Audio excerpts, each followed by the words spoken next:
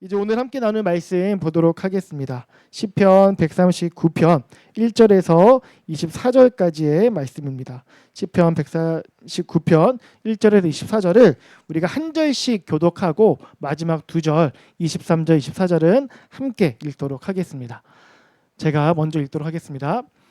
여호와여, 주께서 나를 살펴보셨으므로 나를 아시나이다.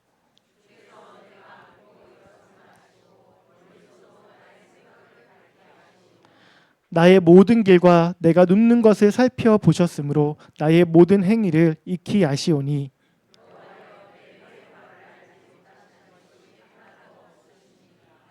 주께서 나의 앞뒤를 둘러싸시고 내게 안수하셨나이다.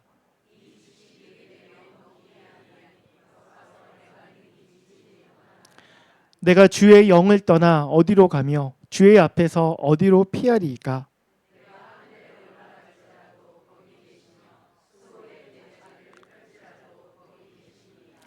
내가 새벽 날개를 치며 바다 끝에 가서 거주할지라도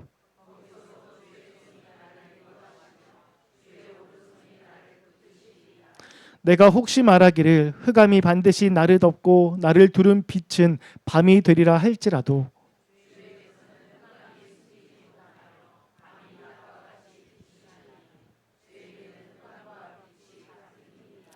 주께서 내 내장을 지으시며 나의 모태에서 나를 만드셨나이다.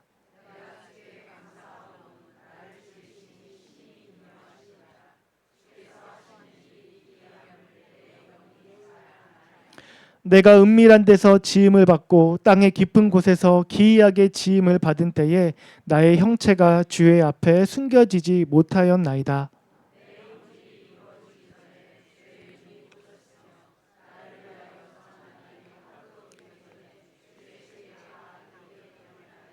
하나님이여, 주의 생각이 내게 어찌 그리 보배로우신지요, 그 수가 어찌 그리 많은지요.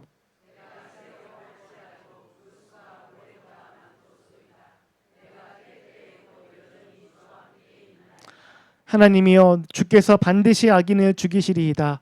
피 흘리기를 즐기는 자들아, 나를 떠날지어다.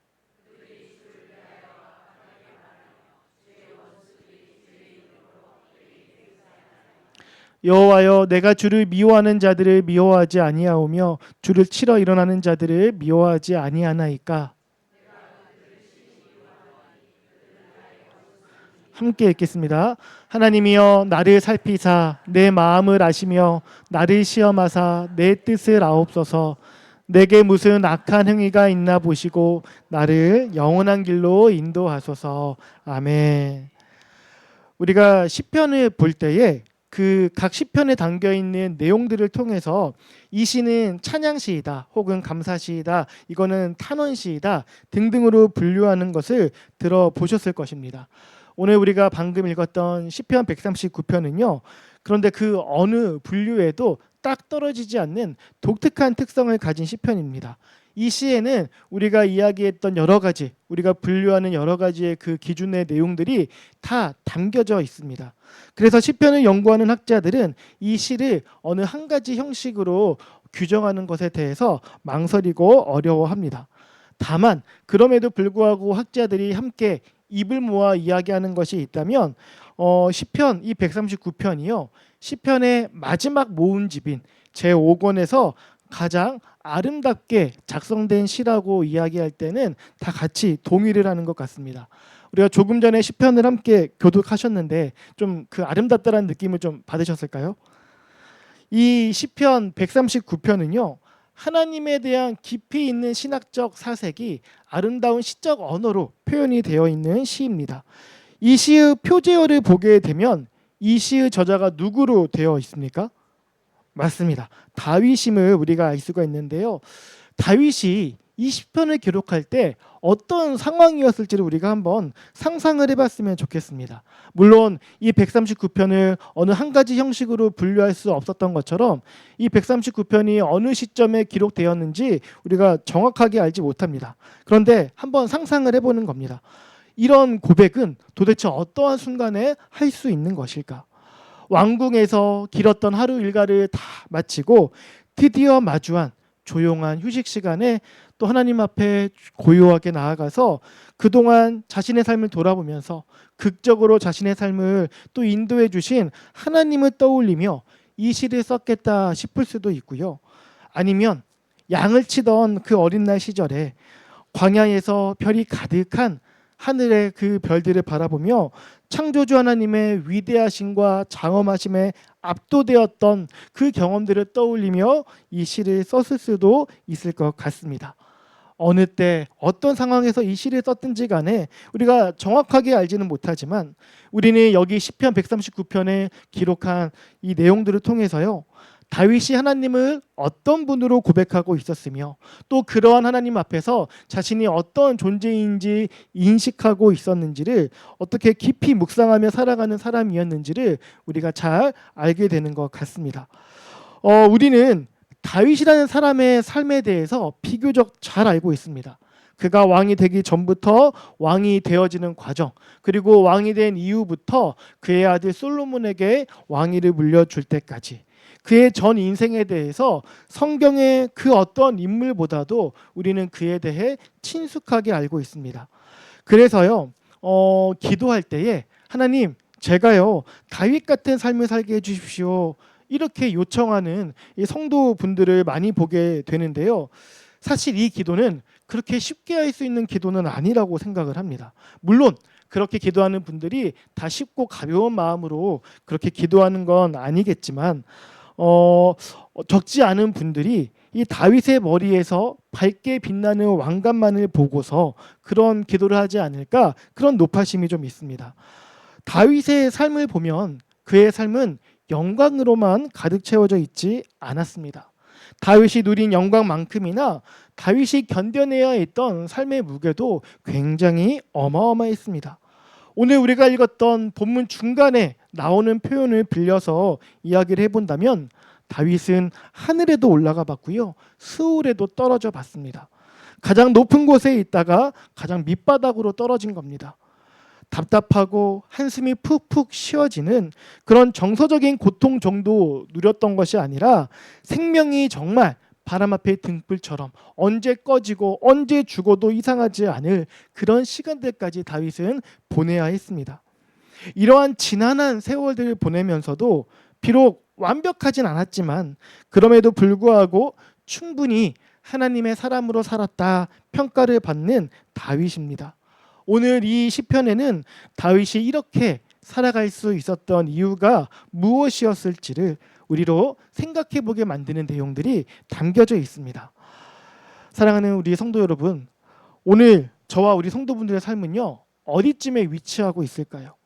하늘과 스올 중 어디에 좀 더 가까운 그런 삶을 살고 계십니까?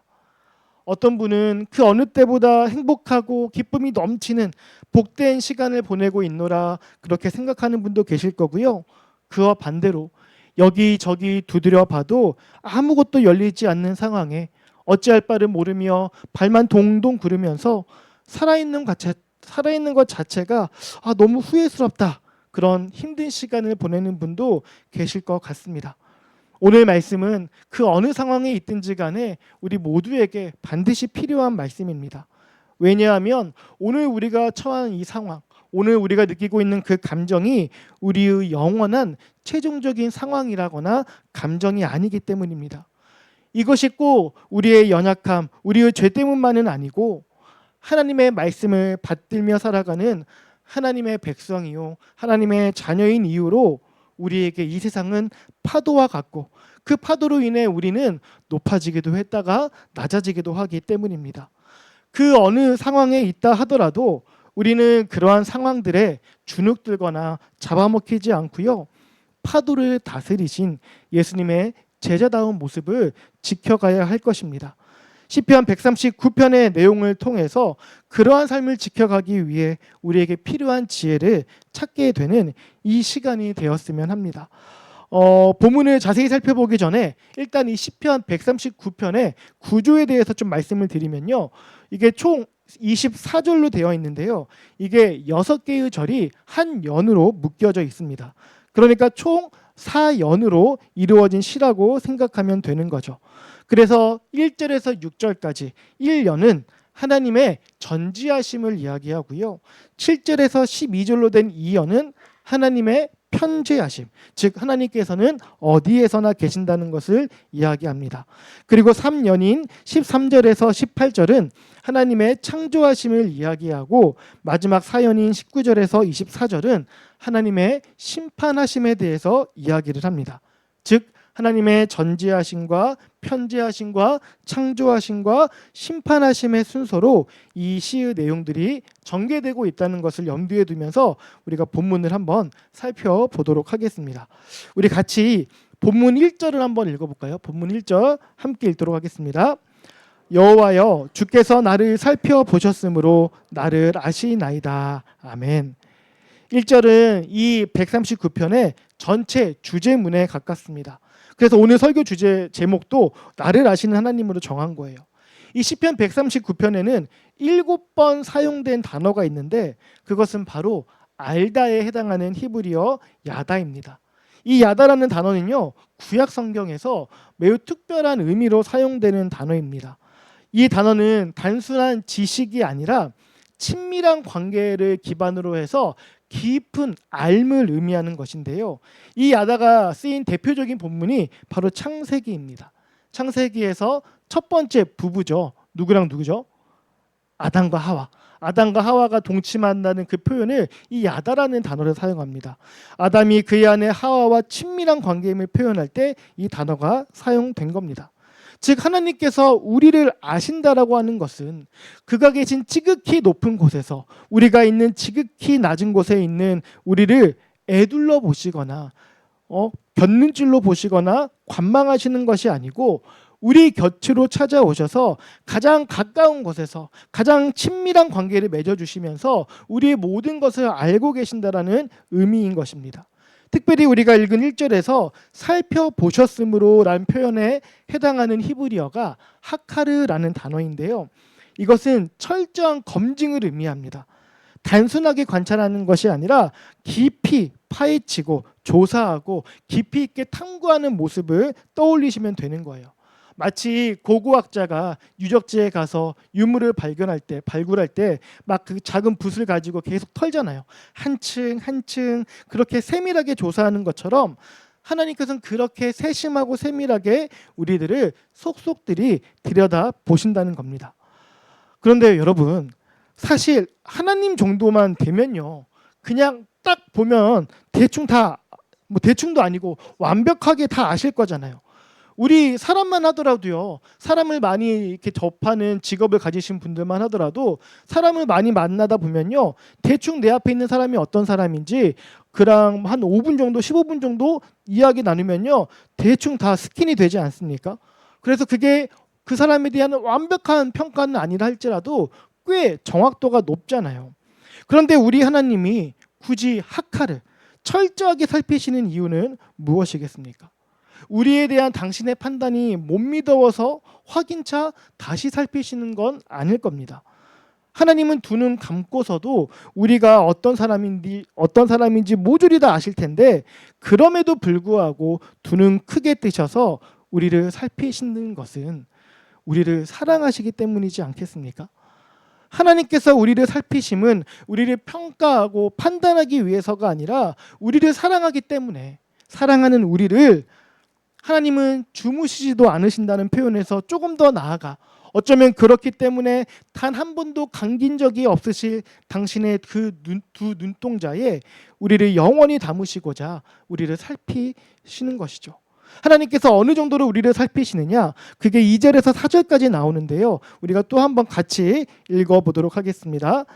주께서 내가 앉고 일어섬을 아시고 멀리서도 나의 생각을 밝히 아시오며 나의 모든 길과 내가 눕는 것을 살펴보셨으므로 나의 모든 행위를 익히 아시오니 내 여호와여 내 혀의 말을 알지 못하시는 것이 하나도 없으시나이다. 아멘.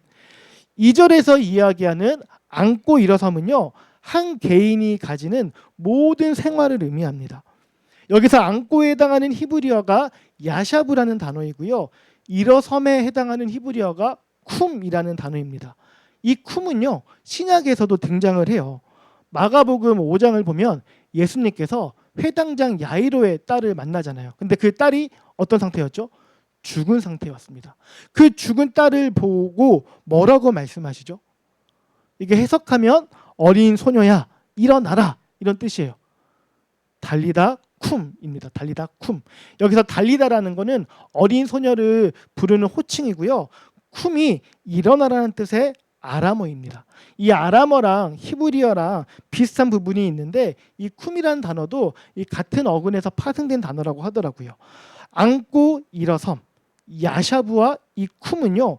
구약 성경에서 특별히 신명기 말씀에서 짝으로 사용되는 경우들이 있는데 그때마다 이 야샤브는 사적인 생활을 의미하고 쿰은 공적인 생활을 의미하였습니다. 그래서 이 두 가지를 함께 사용함으로 한 사람의 총체적인 삶을 가리키는 것이죠. 3절에 나타난 나의 모든 길과 내가 눕는 것이라는 표현도요. 이와 같은 맥락입니다. 그런데 조금 더 심화적인 표현이에요. 길이란 건 나 혼자만 다니는 것이 아니죠. 많은 사람들이 오고 가는 그 통로를 가리켜 우리는 길이라고 이야기합니다. 그러니 길이라는 건 개인의 공개되어 있는 삶, 공적인 삶을 의미하는 것이고요.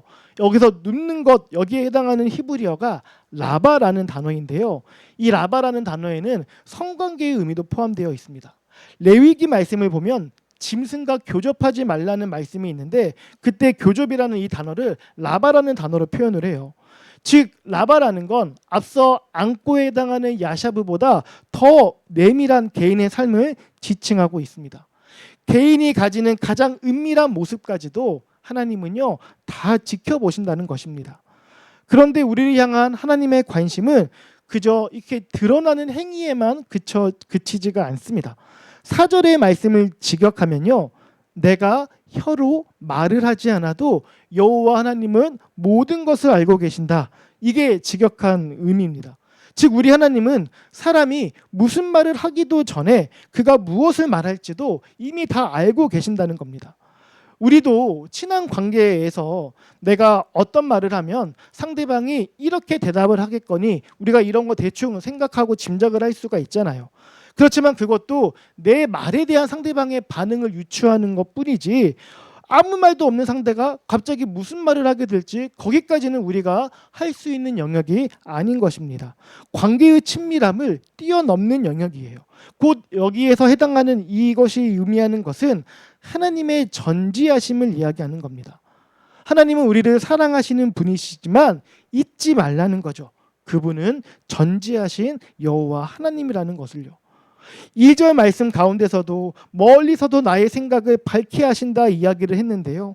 여기서 아신다에 해당하는 히브리어가 분별하다, 이해하다라는 뜻을 담겨 있습니다.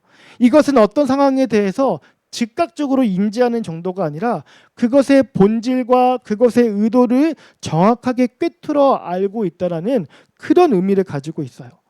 하나님께서는 우리가 무슨 생각을 하고 있는지 아시는 것은 물론이거니와 왜 그런 생각을 하게 되었는지, 그 생각의 뿌리가 무엇인지, 그 생각들이 결국은 이 사람을 어디로 이끌고 가게 될 것인지까지 하나님은 모두 다 알고 계시는 전지하신 분임을 다윗이 고백하고 있는 것입니다. 이런 하나님 앞에서 다윗은 어떤 마음이었는지가 5절과 6절에 나타나 있는데 우리 5절과 6절을 한번 같이 읽어보겠습니다. 주께서 나의 앞뒤를 둘러싸시고 내게 안수하셨나이다. 이 지식이 내게 너무 기이하니 높아서 내가 능히 미치지 못하나이다. 아멘. 이 5절과 6절이 다윗의 고백이라는 정과 또 5절에는 우리가 잘 아는 단어가 나오죠. 안수라는 표현이 나오고 있잖아요. 이런 표현에서 이 5절과 6절을 다소 긍정적인 의미로 해석할 수 있는데요. 실제 원문의 의미를 따져보면 그렇지가 않습니다. 먼저 여기서 5절에서 둘러싸다에 해당하는 단어가 추루라는 단어인데 이 단어가 구약에서 어떤 용도로 쓰였냐면 포위 공격할 때, 전쟁 가운데 어떤 성을 포위했다. 그럴 때 이 단어를 계속 사용했습니다. 확실하게 둘러싸여서 극히 제한적인 상태, 옴짝달싹 못하는 그런 상태를 가리키는 단어입니다. 이어지는 안수라는 표현도요. 우리에게는 안수 기도로 이해가 되어지지만 여기서는 이제 하나님의 손, 하나님의 능력이 다윗에게 부어지고 있겠구나 우리가 이렇게 생각할 수 있는데, 여기서 손에 해당하는 단어가 정확하게 손을 가리킨다기보다는 손바닥을 의미합니다. 그래서 직역을 하게 되면 주는 내게 주의 손바닥을 얹으셨다라는 거예요. 이 표현의 의도는 우리가 생각하는 안수기도의 모습이기보다는요, 마치 상 위에 바퀴벌레가 지나가면 우리 어떻게 합니까? 그렇죠? 이렇게 하죠. 이 모습에 가까운 것이 이 안수하였나이다라는 표현의 의미인 겁니다. 다윗이 이거를 보면요, 다윗에 대한 하나님의 관심과 사랑을 마냥 기쁘게만 받아들이지 않았다는 것을 보여주는 겁니다. 하나님의 관심에 대한 불편함을 가지고 있었던 거예요. 6절에서 이것이 내게 너무 기이하다라고 이야기하는데, 여기서 기이하다는 표현은요, 막 즐겁고 행복하다 그런 의미가 아닙니다. 이해할 수 없다라는 거예요. 높아서 능히 미치지 못한다는 것도 나에 대한 전지하시고 압도적인 그 하나님의 지식 앞에서 내가 너무 무기력한 것이 때로는 갇혀 있다라고 느껴질 만큼 너무 갑갑하다, 이런 의미로 이야기를 하고 있는 겁니다. 사랑하는 성도 여러분, 다윗의 이런 고백이요, 사실 우리도 충분히 공감이 가는 이야기들이지 않습니까? 우리를 향한 하나님의 관심, 우리에 대한 하나님의 이 알려는 이 지식의 동기가 우리를 향한 사랑이라는 것을 우리가 잘 알고는 있지만, 때로는 그 사랑이 부담스럽게 느껴질 때가 있습니다. 내가 혼자 있을 때 하는 생각들, 아무에게도 말하지 않았던 내 마음의 소원들, 때로는 부끄러워서 감추고 싶었던 욕망들, 들키고 싶지 않은 비밀하고 창피한 모습들까지 하나님께서 다 알고 계신다는 것이 늘 편안하고 아무렇지 않은 게 아닌 거죠.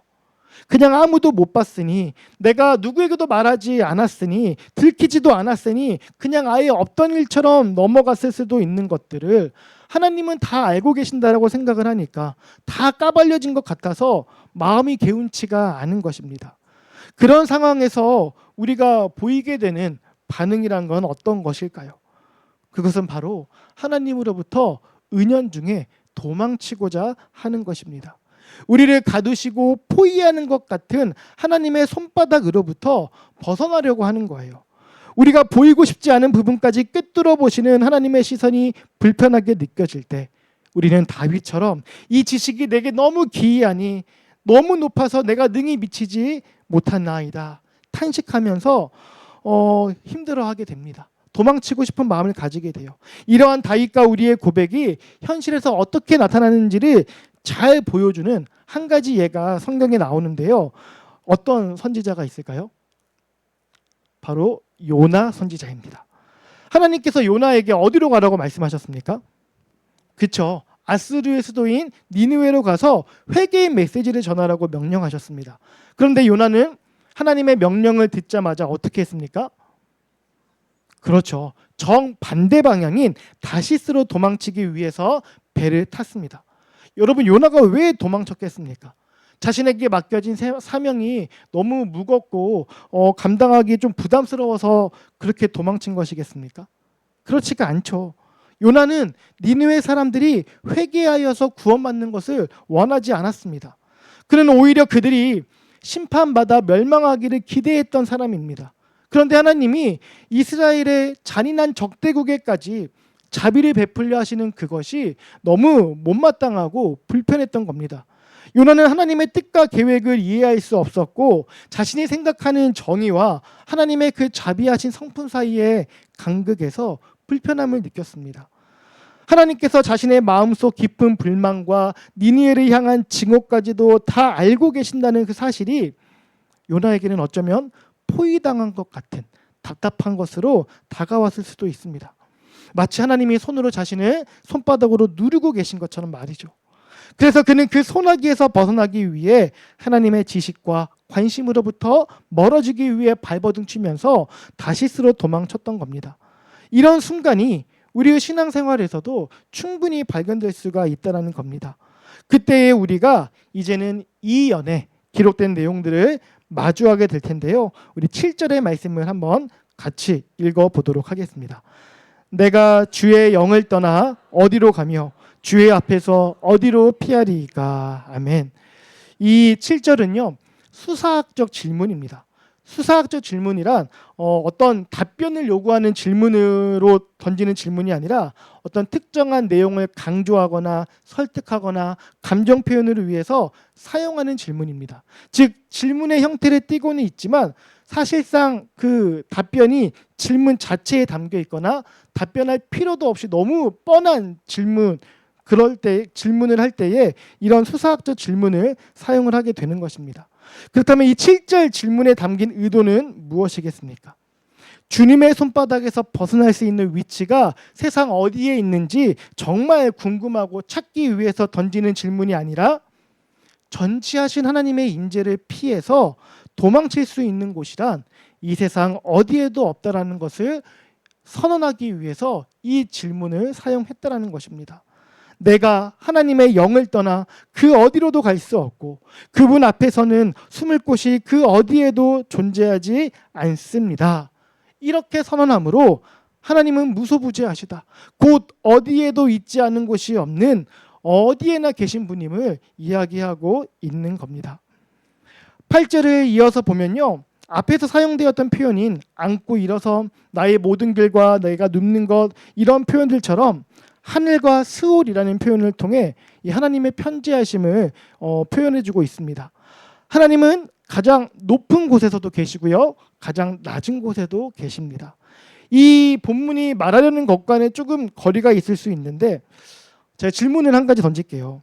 여러분, 지옥을 다스리는 이가 누구이실까요? 사탄일까요? 우리가 먼저 지옥이라는 곳이 어떤 곳인지를 알아야 될 것 같습니다. 지옥이라는 곳은 어떤 곳일까? 하나님의 통치가 미치지 않는 곳을 의미합니까?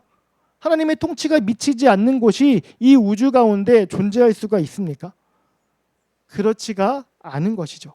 이게 가벼운 이야기는 아니지만 지옥이라는 곳은요, 하나님의 공의로운 심판이 집행되는 곳입니다.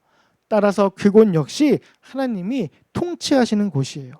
9절에 보면 다윗이 어디까지 도망갈 생각을 했는지가 나오는데 우리 9절의 말씀을 한번 같이 읽어보실까요? 내가 새벽 날개를 치며 바다 끝에 가서 거주할지라도, 제가 이 부분을 세 번역으로 한 번 더 읽어드릴게요. 내가 저 동력 너머로 날아가거나 바다 끝 서쪽으로 가서 거기에 머무를지라도, 이렇게 되어 있습니다. 이 9절의 내용은요, 빛과 생명의 장소에서 어둠과 죽음의 장소로 이동하는 것을 보여주고 있습니다. 구약에서 바다가 주는 이미지가 긍정적입니까? 부정적입니까? 부정적이죠. 그죠? 어떤 한여름 더위를 식혀주는 시원한 여름바다라거나 막 잔잔하게 물 끓이는 목가적인 공간이 아니에요. 북해의 어떤 그 거센 파도 같은 혼돈과 죽음의 공간이 이 바다로 표현이 됩니다. 또한 바다 끝 서쪽이라는 것은 해가 뜨는 동쪽의 반대입니다. 새벽이 오는 동쪽이 생명의 태동을 의미한다면 해가 지는 서쪽은요, 생명이 꺼져가는 공간을 의미합니다. 곧 9절이 이야기하는 장소는 8절에서 언급한 스올에 해당하는 공간인 겁니다. 다윗은 하나님을 피하려면 빛의 속도로 날아가서 스올까지 가야 한다라고 생각을 했던 거예요. 거기까지 가면 하나님을 피할 수 있을까 한 건데 10절에서 다윗은 무엇을 고백하는지 우리가 한번 같이 읽어보도록 하겠습니다. 거기서도 주의 손이 나를 인도하시며 주의 오른손이 나를 붙드시리이다. 아멘. 이 한글 개역 개정 한글 성경으로는 이 10절의 분위기를 이렇게 선뜻 느끼기가 좀 쉽지 않은데요. 히브리어 원문으로 보면 1절부터 시작된 이 하나님에 대한 다윗의 좀 불편한 심정이 이 10절에서 반전이 되는 것을 우리가 발견할 수가 있습니다. 구체적으로 이 10절은요, 5절의 내용하고 반대되는 내용이에요. 5절에서 주님은 손바닥으로 다윗을 덮어서 포위하시는 분으로 그려져 있는데 10절에서는 다릅니다. 5절에서의 손은 손바닥으로 다윗을 압박하는 모습을 표현했다면 10절에 언급되고 있는 손은요, 5절에 나오는 손과 다른 단어예요. 여기서의 손은 손과 팔뚝을 가리키는데 우리가 쉽게 이해하는 하나님의 능력을 의미합니다. 그리고 이어서 연결되고 있는 표현이 인도하다라는 동사입니다. 이것은 우리가 잘 알고 있고 또한 사랑하는 말씀인 시편 23편에 똑같이 사용이 된 단어입니다. 따라서 10절은 우리의 어리석음으로 인하여서 우리가 가지 말아야 할 곳에 가게 된다 하더라도 거기에도 계신 하나님께서 강하신 당신의 능력으로 우리를 확실히 붙들어 주신다는 것을 다윗이 고백을 하고 있는 것입니다. 이전까지는 불편하고 부담스러웠던 하나님의 전지하심과 어디에도 존재하신다라는 편재하심이 더 이상 불편함이나 부담이 아니라 내 삶에 주어진 은혜임을 비로소 다윗이 고백하게 되는 것이죠. 11절과 12절의 말씀으로 생각해 본다면 그가 이렇게 달라진 고백을 하게 된 이유가 갑자기 스스로 지혜가 생겨나가지고 깨달았다기보다는 정확하게 어떤 상황인지는 알 수는 없지만 흑암 같은 깜깜한 상황에 놓여있던 다윗에게 환한 빛을 비추며 도움의 손길로 건져내 주신 하나님을 경험하는 시간이 있었던 것으로 여겨집니다.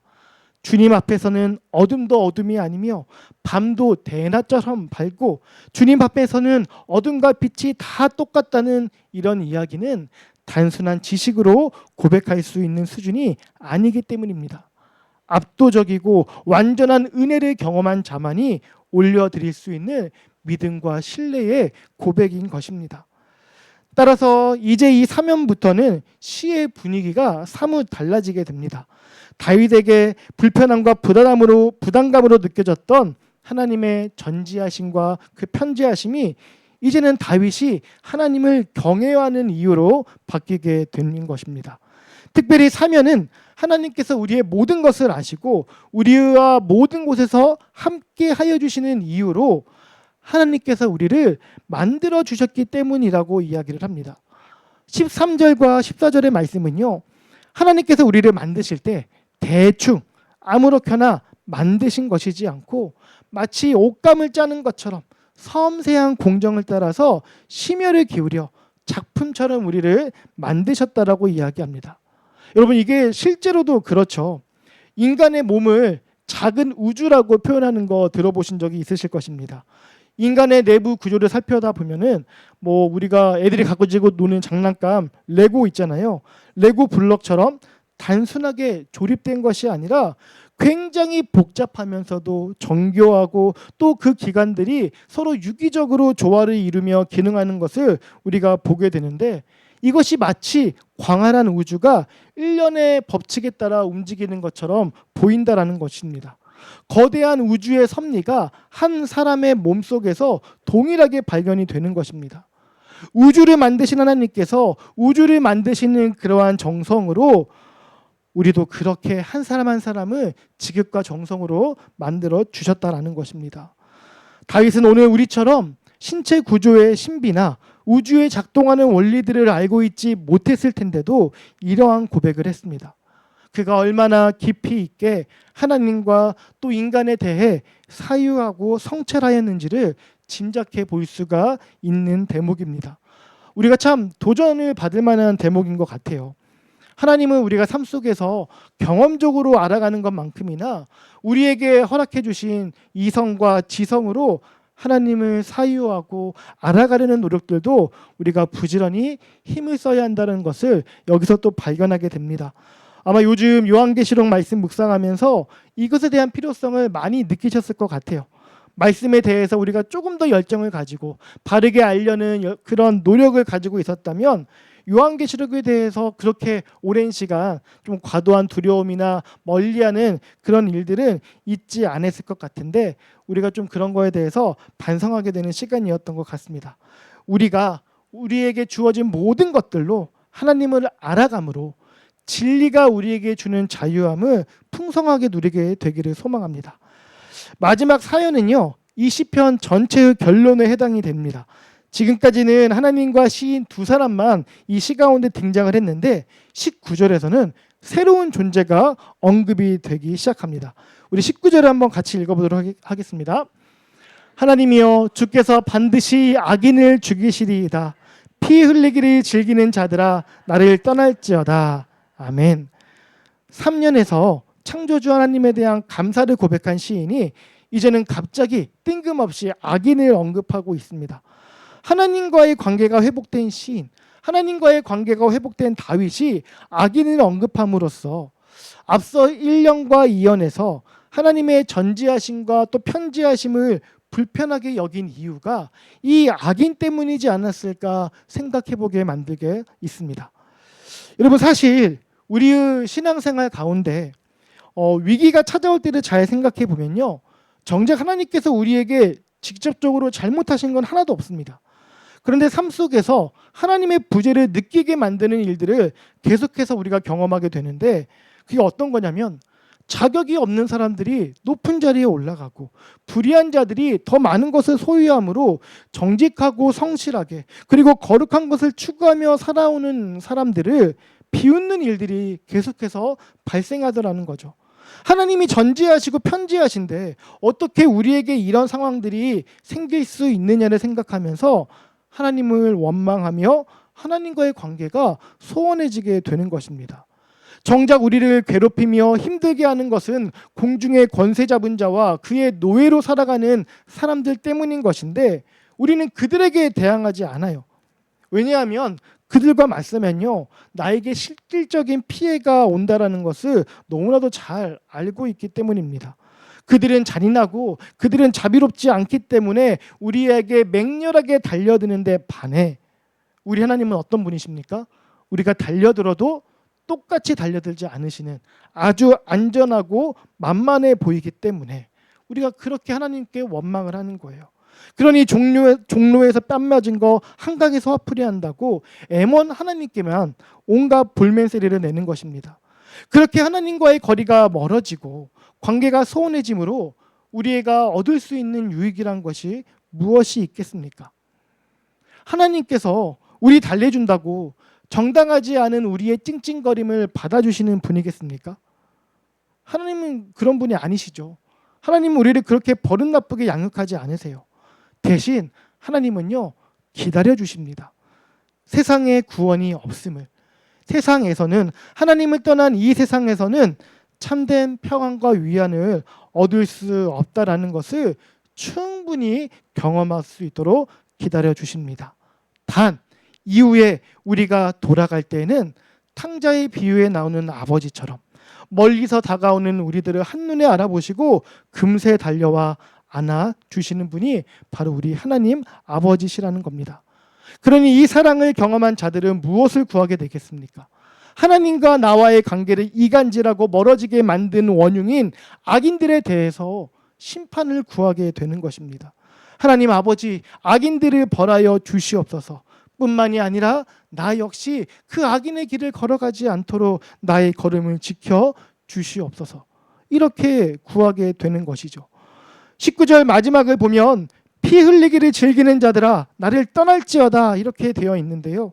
이것은 악인들과 자신을 철저하게 구분짓고자 하는 외침입니다.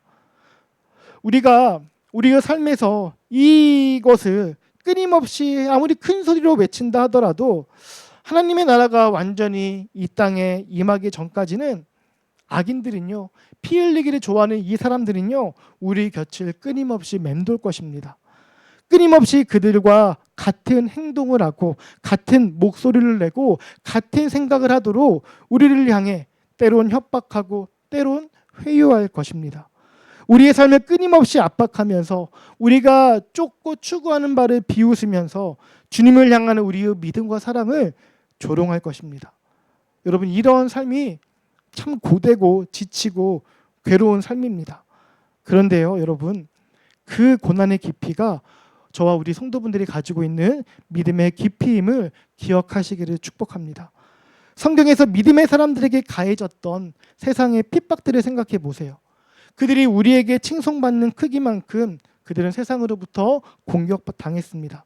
그것들을 견디어내므로 생명의 면류관을 얻었을 뿐만이 아니라 하나님의 나라가 영원히 존재할 것이기에 그들의 이름도 영원히 빛나게 되는 영광을 얻게 되었습니다. 우리도 그렇게 악인의 길을 쫓지 않고 악인의 삶에 동행하지 않고 악인의 풍성함을 부러워하지 않고 우리에게 주어진 이 믿음의 길을 견고하게 지켜가게 되기를 소망합니다. 하나님이 미워하는 것을 함께 미워하고 하나님이 멀리하는 것을 함께 멀리하고 하나님께서 싸우시는 것들과 함께 싸우는 우리가 되어야 할 줄을 믿습니다. 하나님의 원수가 나의 원수가 되고 나의 원수가 하나님의 원수가 되는 삶으로써 하나님 나라를 소유하게 되는 우리 모든 지체분들 되시길 축복합니다. 여기서 우리가 한 가지 혼동하지 말아야 할 것이 있는데요. 사연에서 다윗이 말하는 이 악인에 대한 심판은요, 단순히 개인적인 원한이 아니라 하나님의 의로우심에 대한 갈망이라는 것입니다. 내 인생에 걸리적거리는 사람을 향한 개인적인 감정으로 심판을 촉구하는 것이 아니라 하나님을 대적하고 하나님의 이름을 모독하는 자들, 그리고 하나님의 통치를 부정하고 무너뜨리는 자들에 대한 의로운 분노를 표현하는 것입니다. 단순히 내가 교회에 다닌다거나 교회에서 나의 직분이 더 높기 때문에 나와 불편한 상대를 악인으로 규정하는 일은 절대 없어야 하는 것입니다. 그것은 오히려 우리가 신앙을 가장한 악인이라는 것을 드러내는 증거가 될 수 있는 것입니다. 그러면 우리는 하나님과 함께 싸우는 자가 아니라 도리어 하나님과 맞서 싸우는 자가 되는 것입니다. 다윗은 23절과 24절의 말씀으로 이것을 우리에게 가르쳐주고 있어요. 우리 마지막 23절과 24절 함께 읽어보도록 하겠습니다. 하나님이여 나를 살피사 내 마음을 아시며 나를 시험하사 내 뜻을 아옵소서. 내게 무슨 악한 행위가 있나 보시고 나를 영원한 길로 인도하소서. 아멘. 이 마지막 두 구절에서 다윗은요, 자기 자신을 향해서도 악인들과 똑같은 기준을 적용하려고 합니다. 악인들을 심판해달라고 기도한 그 입으로 자신도 하나님께 살펴달라고, 시험해달라고 기도하고 있는 거예요. 만약 다윗 자신도 모르는 사이에 자신에게 악한 것이 있다면 그것을 보여주시고 그래서 결국에는 올바른 길로 인도해달라고 하나님께 요청하는 것입니다. 참 성숙한 강구입니다. 우리가 신앙생활을 하면서 자주 빠지게 되는 함정 가운데 하나가요, 우리는 늘 우리 스스로를 다윗이라고 생각하는 반면 우리와 반대편에 있는 자들을 무조건 사울 왕이나 골리앗으로 규정한다는 것입니다. 그런데 정작 우리의 삶의 모습들을 살펴보면 다윗에 가까울 때가 많습니까? 사울 왕에 가까울 때가 많습니까? 우리가 우리의 모습을 제대로 살펴보지 못하면 우리의 기도가요, 비틀어지게 됩니다.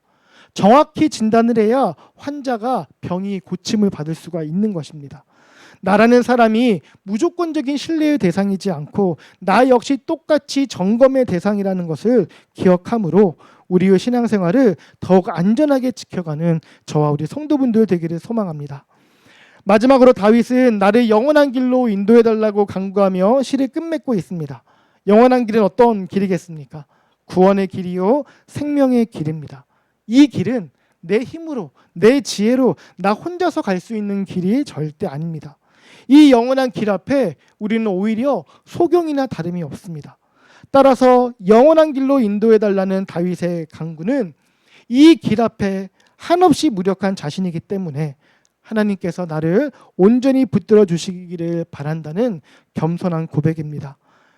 1년에서는 전지하신 하나님 앞에 철저하게 무력한 자신의 모습이 싫어서 하나님을 불편하게 여겼었는데 이제 마지막에 이르러서는 오히려 그 무력함이 하나님을 더 의지하고 붙들게 되는 이유로 바뀌었습니다.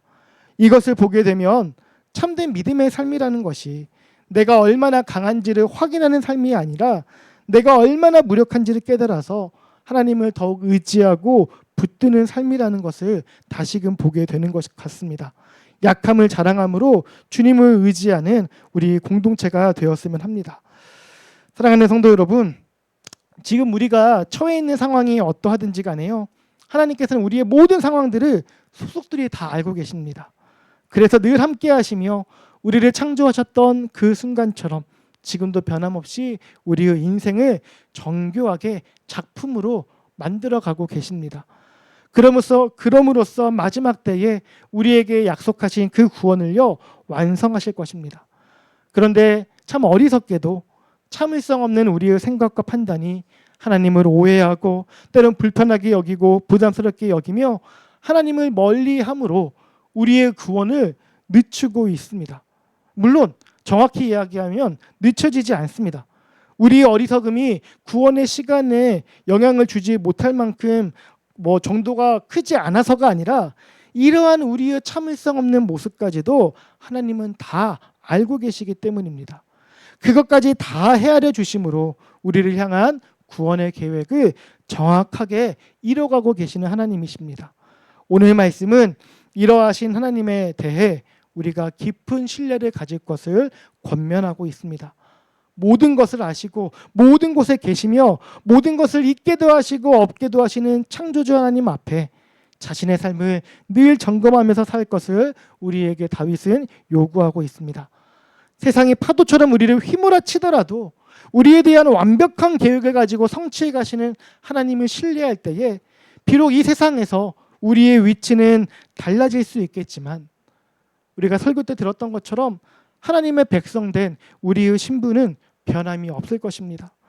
이렇게 시편 139편은 단순히 하나님의 전지전능하심을 찬양하는 것이 아니라 하나님과 우리의 관계, 하나님 앞에서 우리가 어떻게 살아가야 되는지를 이 삶의 지침으로 보여주고 있습니다.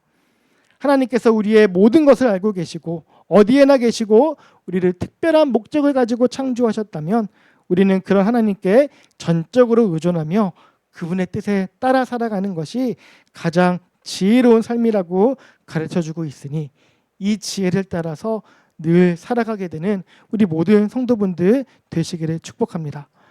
그래서 이제 말씀을 마무리할 텐데요. 오늘 밤 잠자리에 들기 전에 오늘 본문에 나오는 다윗의 기도를 한번 따라했으면 좋겠습니다. 하나님이여 나를 살피사 내 마음을 아시며 나를 시험하사 내 뜻을 아옵소서. 내게 무슨 악한 행위가 있나 보시고 나를 영원한 길로 인도하소서. 그리고 내일 아침에는 일어나서는 18절에 나오는 말씀, 내가 깰 때에도 여전히 주와 함께 있나이다. 이 고백으로 하루를 시작하므로 매 순간 나를 보호하시고 지키시는 하나님과 동행하는 우리 모든 지체분들 되시기를 축복합니다. 함께 기도하겠습니다.